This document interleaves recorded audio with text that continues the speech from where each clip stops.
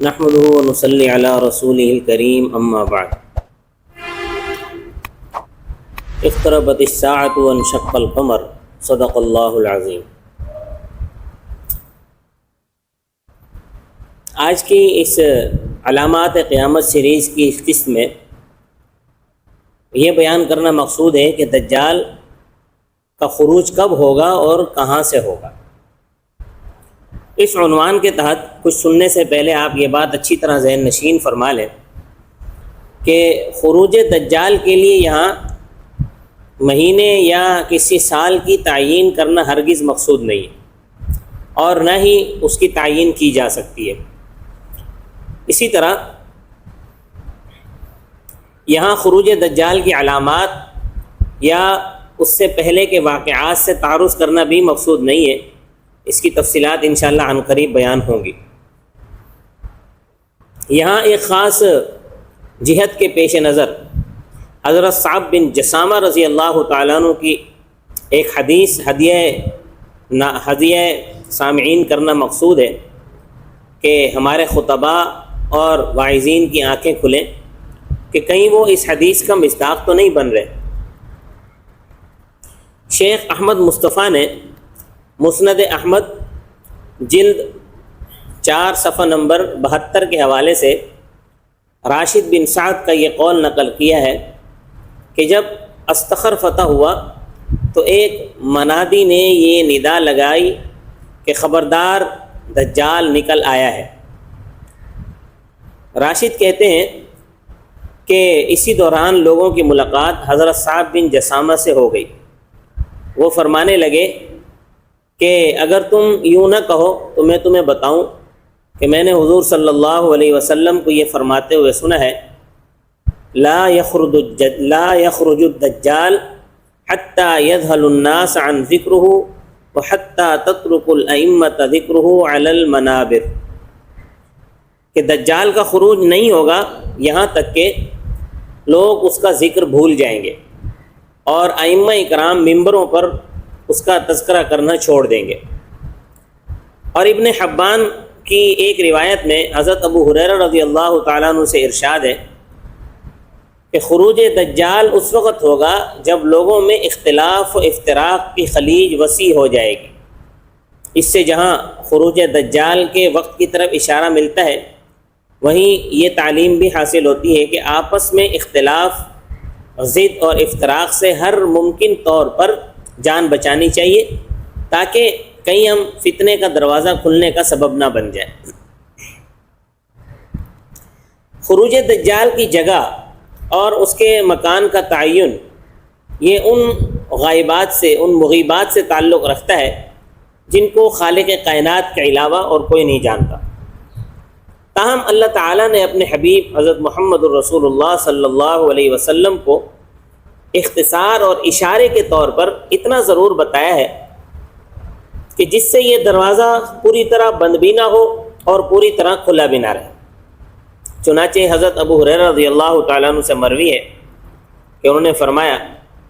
میں تم سے ایک حدیث بیان کرتا ہوں جو میں نے خود صادق و مصدوق حضور صلی اللہ علیہ وسلم سے سنی ہے کہ کانا دجال یعنی مسیح الضلالہ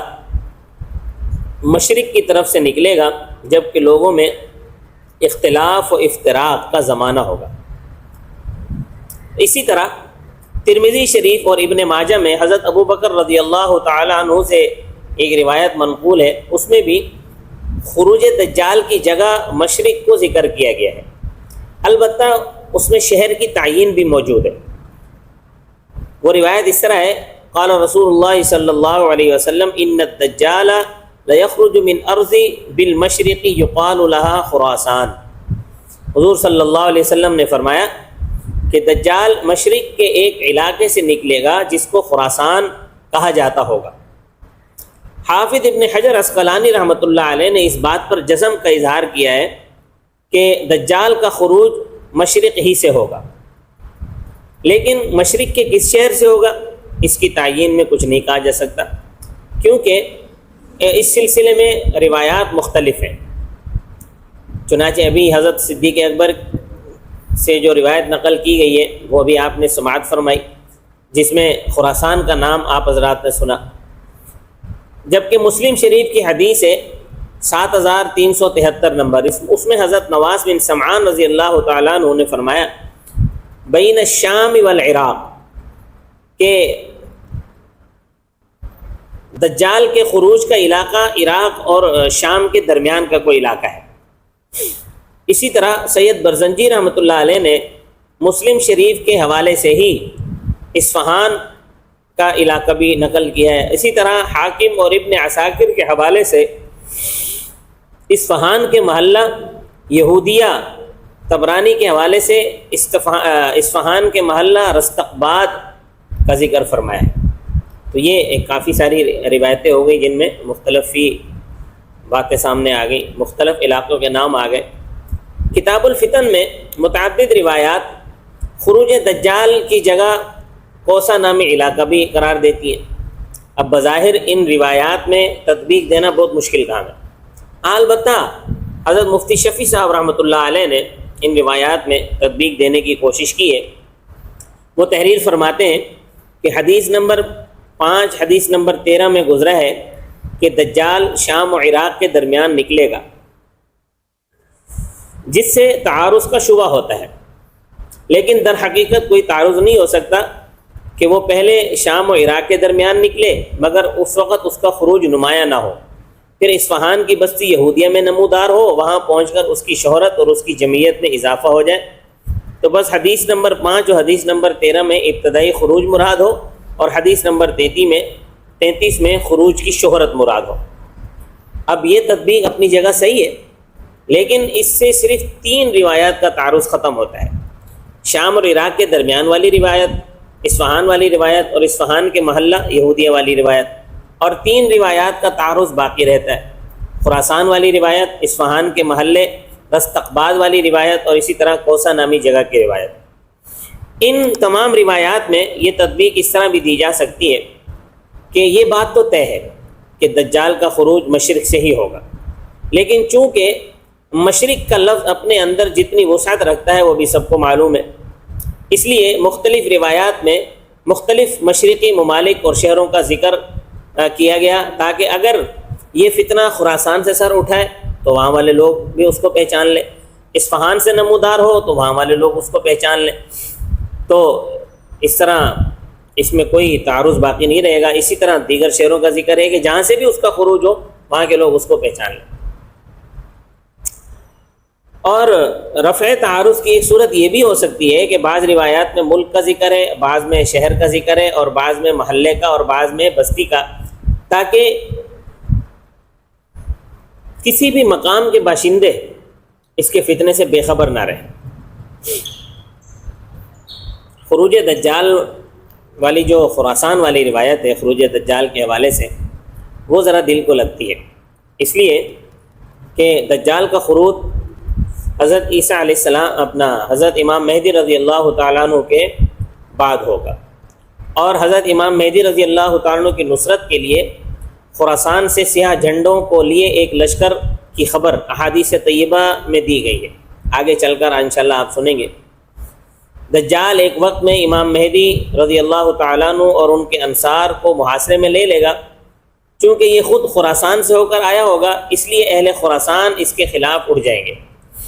اور امام مہدی رضی اللہ تعالیٰ عنہ کی نصرت کے لیے وہاں سے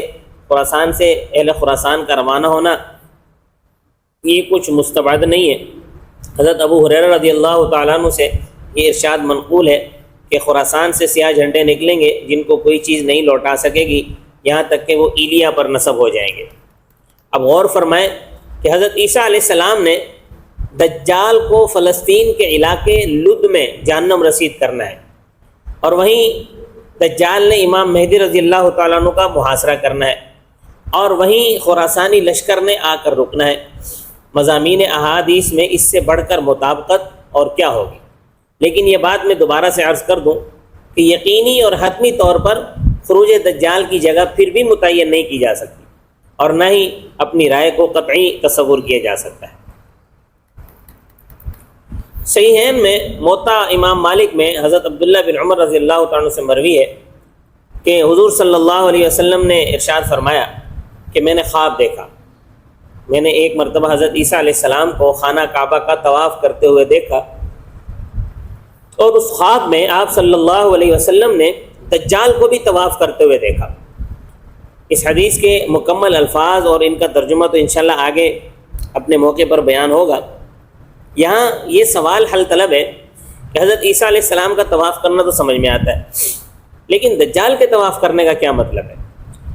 اس کے علماء اکرام نے کئی جوابات دیے۔ صاحب مظاہر حق نے بھی اس کا ایک جواب دیا ہے۔ صاحب مظاہر حق نے اس کا جواب یہ دیا ہے، وہ فرماتے ہیں کہ اس کا جواب علماء نے یہ دیا ہے کہ یہ واقعہ حضرت صلی اللہ علیہ وسلم کے مکاشفات میں سے ہے جس کا تعلق خواب سے ہے، اور اس کی تعبیر یہ ہے کہ حضرت صلی اللہ علیہ وسلم کو اس خواب میں گویا یہ دکھایا گیا کہ ایک وہ دن آئے گا جب حضرت عیسیٰ علیہ السلام دین اور مرکز دین کے ارد گرد رہیں گے تاکہ دین کو قائم کریں اور فتنہ و فساد سے اس کی حفاظت کریں۔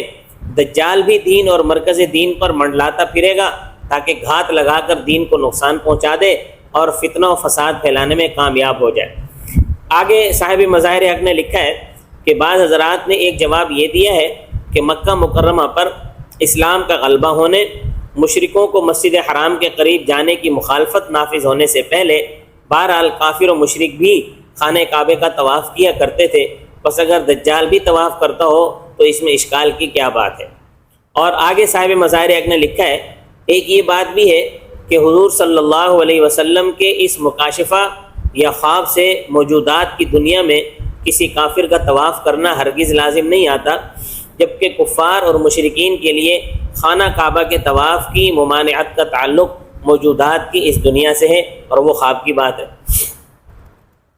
تو تقریباً یہی توجیہ حضرت مولانا ادریس کاندیلوی رحمۃ اللہ علیہ نے التعلیق الصبیح میں جلد 6 صفحہ نمبر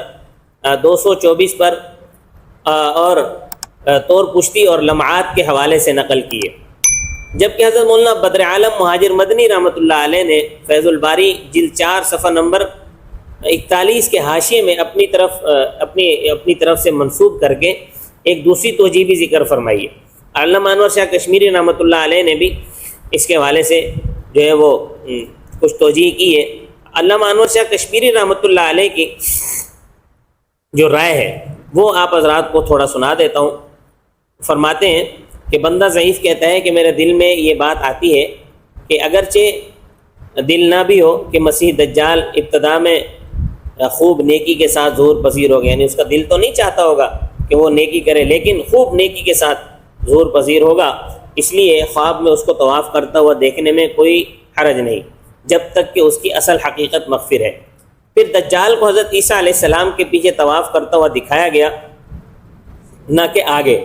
اس لیے کہ امور خیر میں دجال کے لیے حضرت عیسیٰ علیہ السلام سے آگے بڑھنے میں کوئی مناسبت ہی نہیں، اس لعین کے لیے ان کے آگے چلنے کا امکان بھی نہیں، اس لیے اگر وہ ان کے آگے چلتا تو پگھل کر ختم ہو جاتا، اس لیے وہ ڈرپوک اور بزدل کی طرح پیچھے پیچھے رہا۔ اس کے علاوہ دونوں کے درمیان تناسب اور تضاد ایسا زبردست پایا جاتا ہے کہ نام تک کی اس میں رعایت رکھی گئی ہے، چنانچہ اس ملعون کا نام بھی مسیح ہوگا اور حضرت عیسیٰ علیہ السلام کا نام بھی مسیح ہے۔ تو یہ الگ بات ہے کہ بعد میں فصل ممیز کے ذریعے اس تضاد کو ظاہر کر دیا جائے گا کہ دجال کو مسیح الدجال کہا جاتا ہے، تاکہ اس بات پر بھی دلالت ہو جائے کہ وہ مسیح الہدایہ کے مقابلے میں ہے۔